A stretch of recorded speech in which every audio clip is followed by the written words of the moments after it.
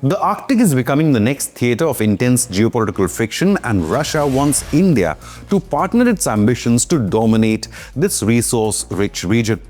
Russia has come forward to support India's shipbuilding ambitions. Both the countries are closer to jointly building Arctic-class ships. Russia's first Deputy Prime Minister Denis Manturov expressed optimism, stating the organization of joint production of Arctic-class vessels could become a promising area of cooperation.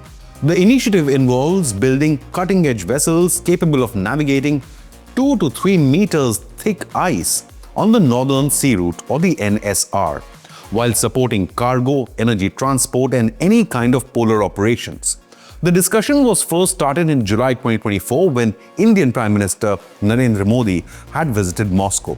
Later that same year, in October 2024, a bilateral meeting was organized where a Russian working group led by Rosatom and Rajesh Kumar Sinha, Additional Secretary of India's Ministry of Ports, Shipping and Waterways, had brief talks concerning potential construction of specialized vessels at Indian shipyards like the Goa shipyard, along with technology transfer for Arctic operations. Now, that meeting focused on India-Russia cargo transit route, joint projects for Arctic shipbuilding and training for Indian sailors for polar navigation.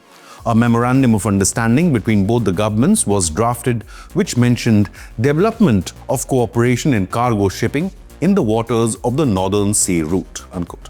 India's share in global shipbuilding today is less than 1%, which is shocking for the 7th largest nation on earth, which borders some of the most vital shipping lanes on the planet. But that's now all about to change under the Modi government. The Indian government is actively investing in the maritime sector. In September, 69,725 crore rupee package was allotted to support shipbuilding and maritime infrastructure in this country by the Union Cabinet. The package included a revamped 24,736 crore rupee shipbuilding finance assistance scheme, as well as 25,000 crore rupee maritime development fund and nearly 20,000 crore rupees for developing shipbuilding clusters. Now, the shipbuilding industry in India is growing massively as it is valued around $1.2 billion in 2024 and is expected to jump to $8 billion by 2033, with a 60% CAGR forecasted to be driven by domestic demand as well as opportunities worth over $237 billion by 2047.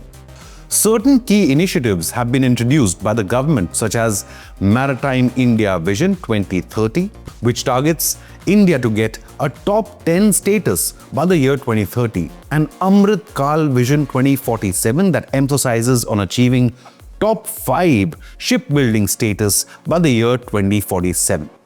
Currently, India is not even in the top 15, a list dominated by China, South Korea, Japan, the Philippines, and Italy, which make up the global top 5.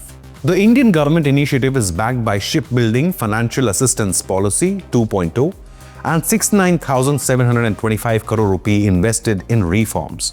Simultaneously, 8 integrated shipbuilding frameworks have been finalized that deal with new facilities with skill centers that promote multiple fields, which includes FDI in design, repairs, and green technology.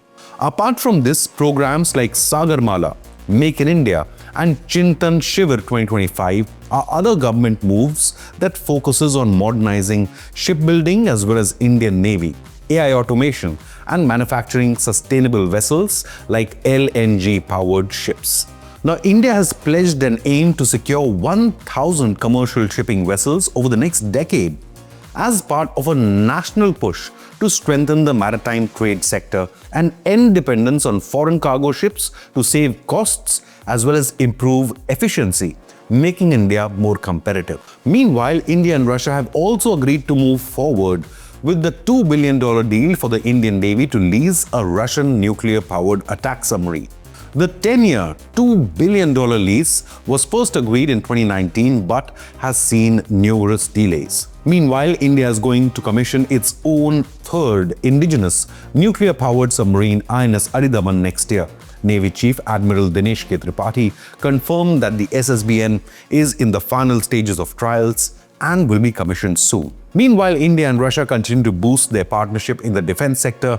Progress is being made for India to secure 5 additional batteries of the S-400 air defense system, as well as joint production of the S-500 air defense system, which can shoot down hypersonic missiles above Mach 5, as well as shoot down low-orbit enemy communication and surveillance satellites. Russia is also pushing for the co-manufacturing of the Sukhoi 57 stealth fighter jets in India, not just for the Indian Air Force, but possibly for sales in the international market.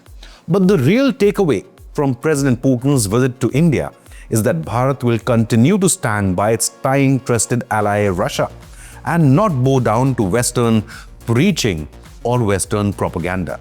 What do you believe? Does Russia remain India's most trusted ally? Leave a comment with your opinion, hit the like button, and subscribe to Inconnect News.